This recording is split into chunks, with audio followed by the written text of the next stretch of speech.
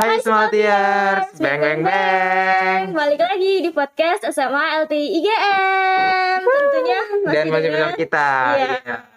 Kita akan kembali menghibur kalian dan karena ini sudah memasuki tahun ajaran baru. Iya, ini kita syuting lagi libur nih. Menemani liburan kalian. Kami nih. Dan pasti kita pengen tahu lah ya soalnya gimana sih nanti di tahun ajaran baru itu sistematikanya. Maka dari itu kita mengundang Miss Mumtaz dari tim kurikulum Iya. SMA IGM. Selamat datang, Apa kabar, Miss? Baik, alhamdulillah sehat. Alhamdulillah. Kita langsung saja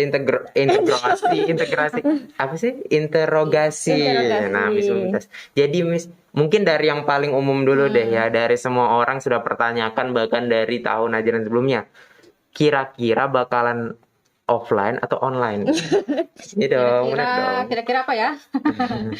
Jadi kalau misalkan ditanya offline atau online tuh masih nunggu ya sebenarnya. Kalau resminya dari Dinas Provinsi itu surat terakhirnya masih tanggal 8 April dan belum diperbaharui lagi sampai sekarang gitu ya. Cuman sepertinya ini tanggal berapa? Tanggal 8 ya, tanggal 8. Sepertinya kalau melihat kondisi bisa jadi masih online kayaknya. Cuma kita berharap tidak terlalu lama seperti tahun lalu yang benar-benar 1 tahun ya. Harapannya karena sudah mulai ada progres vaksinasi.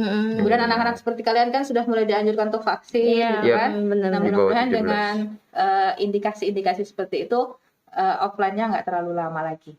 Ya, akan segera bertemu di kelas. Untuk persiapannya sendiri itu gimana, Miss, persiapan untuk tahun ajaran baru? Kalau persiapannya udah luar biasa ya. Wah. Sudah dikerjain lama-lama gitu ya, dipikirin matang-matang, kemudian sudah juga dievaluasi dari pembelajaran 1 tahun yang lalu gitu.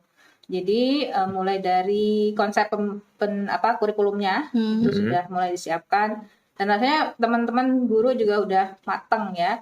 Tinggal kita action saja nanti di tahun ajaran baru. Jadi pelatihan-pelatihan udah sering dilaksanakan gitu ya. Kemudian semua platform pendidikan sudah disiapkan juga. Ya pokoknya kita siap-siap aja lah. Yang penting siap dulu ya kan ya. Dan kalau ngelihat pun juga sekolah udah aman banget gak sih Sal? Kayak udah ready hand sanitizer setiap sudut. Tinggal nunggu aja nggak ya? Iya benar. Terus udah dipasang pembatas arah ini arah itu. Pokoknya kalau datang cek suhu. Sekolah kita tuh udah siap offline dan online juga. Iya, jadi kayak tiba-tiba offline langsung ini aman. Kalau sekolah lain kan mungkin persiapan dulu sebentar seminggu kan. Kalau kita langsung masuk aja. Dari segi pembelajarannya kan kita kan pakai kurikulum K13 ya. Nah, apakah masih memakai kurikulum K13 atau menyesuaikan nih sama kondisi gimana gitu? Udah pasti ya, karena itu kan sudah resmi dari nasional. Jadi kita masih tetap pakai K13. Dan kalau penyesuaian ya juga. Jadi pemerintah udah menyediakan tuh berbagai macam kurikulum penyesuaian ya, dan kita juga menyesuaikan. Artinya memang kan beda dari zaman dulu sama yang sekarang ya. Dari segi waktu, kemudian dari faktor-faktor lain juga, kayak nggak mungkin juga kita memaksakan kurikulum yang dulu sebelum pandemi. Jadi ada penyesuaian, dan itu semuanya sudah dirancang dari Kemendikbud dan kita pakai. Tapi tetap dasarnya K13, masih pakai K13. K13. Untuk sistem pembelajarannya sendiri untuk tahun ini ada yang berubah atau masih sama aja sama kayak tahun sebelumnya, Miss? Ada yang berubah, ada yang sama, tapi ada penekanan ya. Jadi yang sama langsung Miss jelasin ya. Jadi yang sama tetap kita pakai kombinasi ya. Namanya itu blended learning. Jadi itu sebenarnya dulu kita juga sudah blended learning, tapi sekarang itu lebih memantapkan konsep blended learning itu ya, dengan prinsip sinkron asinkronnya. Mungkin kemarin waktu sosialisasi nyimak bentar ya, waktu orang tua kan anaknya juga diminta hadir di sana. Jadi yang pertama blended learning, cuman kita akan lebih konsentrasi di penerapan dari blended learning itu sendiri, bahwa memang harus jalan fase sinkron dan asinkronnya, di mana sinkronnya itu adalah guru hadir pada saat pembelajaran, baik itu online maupun offline, nggak masalah ya. Kemudian ada fase asinkron. Asinkron itu berarti nanti gurunya nggak hadir ketika belajar, tinggal siswanya aja kerja mandiri. Gitu ya. Nah, mungkin kita akan lebih menekankan di sana ya, lebih berkomitmen dengan fase sinkron asinkronnya, baik guru maupun siswa. Ya, dan kemudian yang terbaru kita mau rencana nih pakai integrated learning. Jadi selain blended learning, ada juga integrated learning. Itu adalah mata pelajaran yang memadukan beberapa konsep pembelajaran yang memadukan beberapa mata pelajaran. Mungkin kemarin udah dimulai ya. Ada kan tuh ya digabung-gabungin, ada tugas apa? PKWU bahasa Inggris. PKWU sama bahasa Inggris yang Fadil ada di YouTube. Tonton guys, capek loh bikinnya. Nah, itu salah satu contoh integrated learning. Jadi anggaplah yang kemarin itu adalah fase uji coba dan ternyata berhasil. Jadi akan mulai kita laksanakan kembali di tahun ajaran yang baru yang sudah mulai benar-benar terorganisir gitu loh. Itu hanya contoh aja dan ternyata bisa gitu ya. Sudah hanya trial dan error, ternyata berhasil. Dan selain itu, selain blended learning, integrated learning, dan satu lagi hybrid learning. Jadi ada 3 tuh rencananya. Tapi yang hybrid learning itu akan bisa terjadi kalau kita PTM terbatas. Gitu. Jadi kalau PTM terbatas tuh kan separuh-separuh tuh. Jadi misalkan Salsa dulu nih, ya masuk sekolah, Fadil di rumah, sama-sama belajar kimia sama Miss misalkan gitu ya.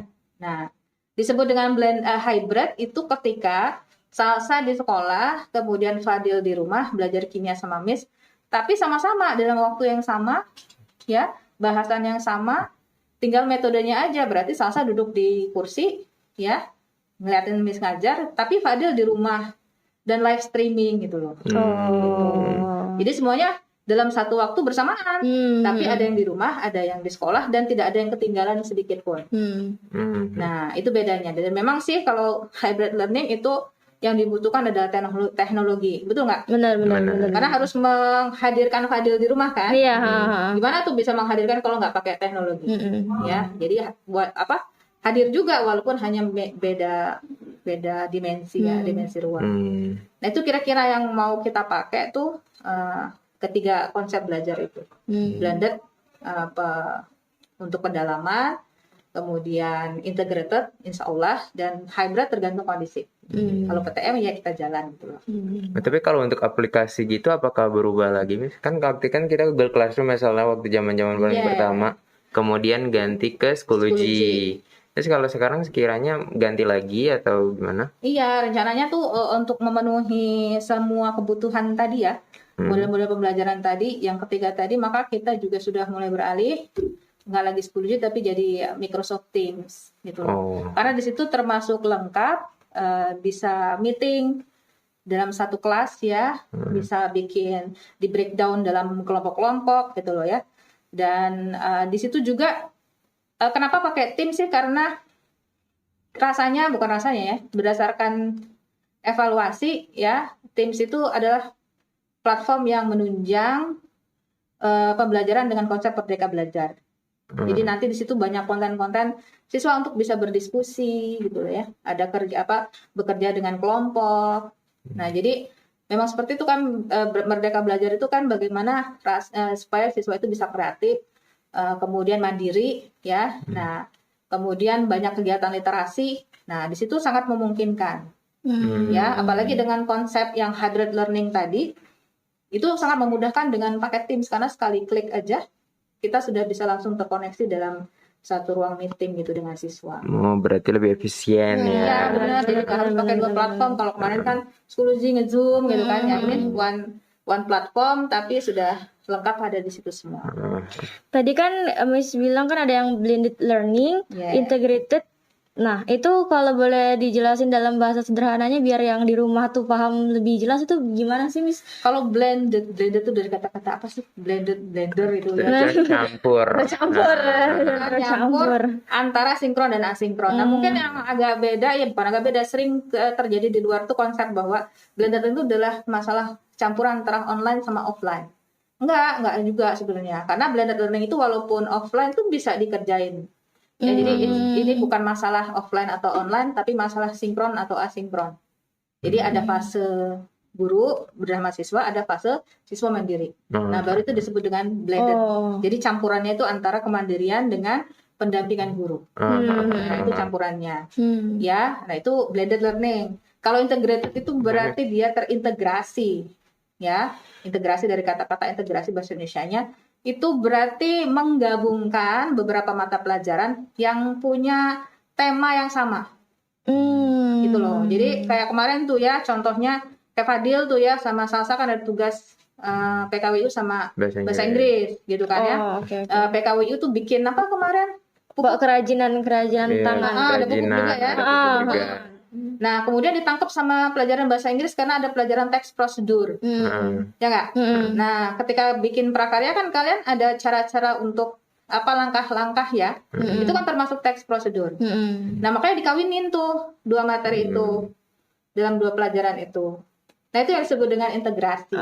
Ya, jadi bergabung terintegrasi, terhubung satu dengan yang lain. Saya ada feeling kelas 12 nampaknya seni budaya dan bahasa Inggris kita menyatu. Nah, nyanyi bahasa Inggris. Iya, bisa jadi ya.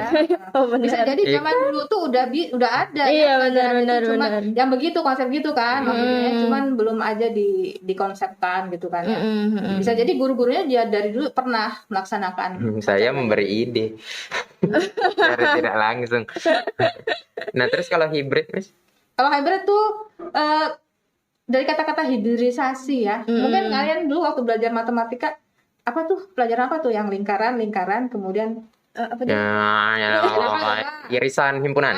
Ya, irisan himpunan ya nggak ya? Jadi ada irisannya gitu kan ya. Jadi nah gitu juga. Jadi antara online sama offline kemudian beririsan satu jadi satu gitu kan.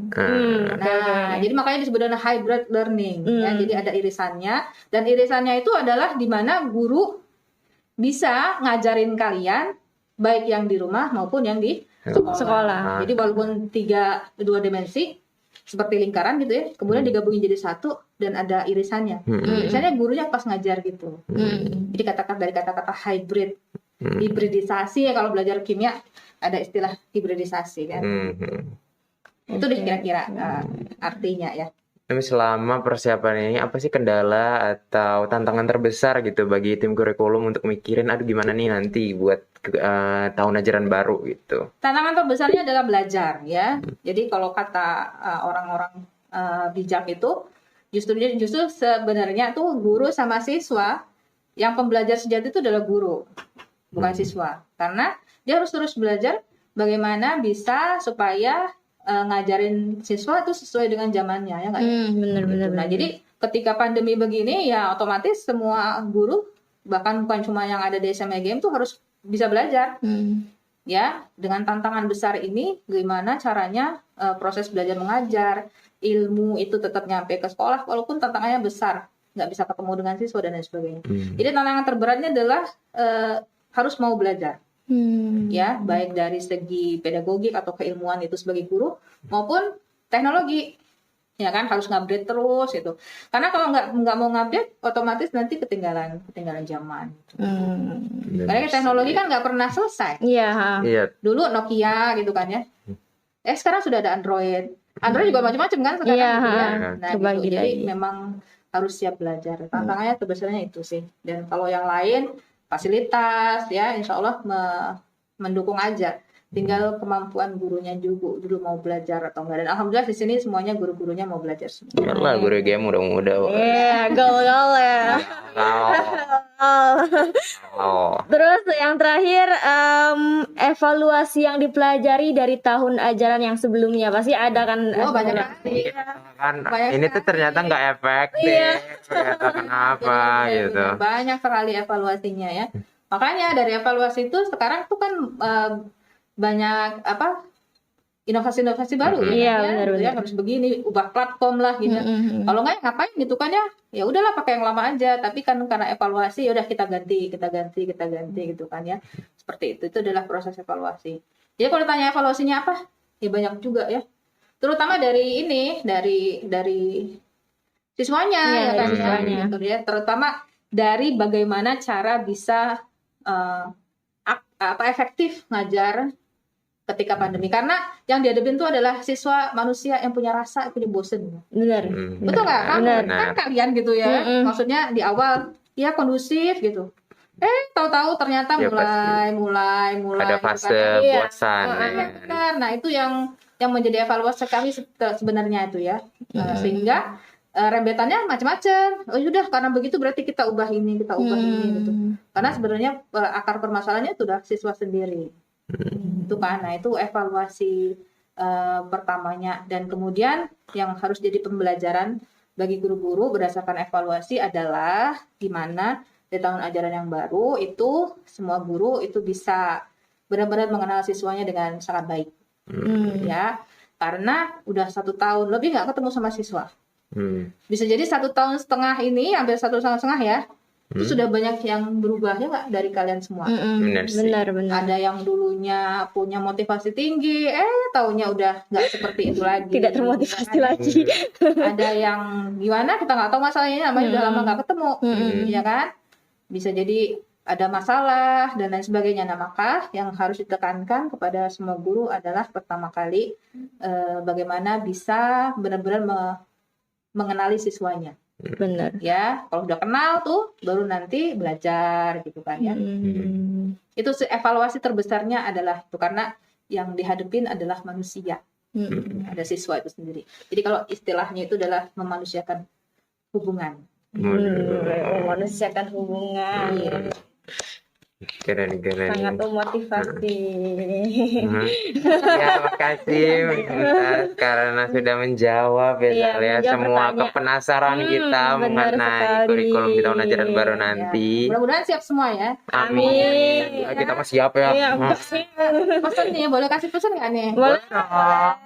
Kalau boleh pesan ya untuk semua ya, tanpa terkecuali, guru, buat siswa dan lain sebagainya. Kita harus jadi manusia yang tangguh, ya nggak ya?